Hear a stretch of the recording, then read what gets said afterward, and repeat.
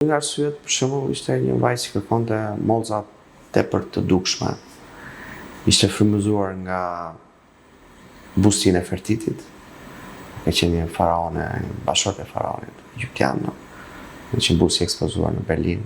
Aty ajo u bë si shembulli i bukurisë fytyrës edhe mollzave të saj, kishte para atë. Edhe kishte parë vetë, kishte thonë dua mollzat sa më shumë të dukshme. Ndrym, po nuk është se tepruam. Ja, shpjegova që nuk duhet ta tekalosh masën. Dhe kjo është çelësi.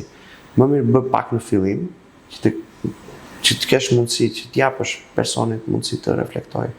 Këtë bëj edhe këtu në klinik, kur vinë për të bërë diçka, sidomos për pjesën e ndryrave me bisturi, i le gjithmonë kohë.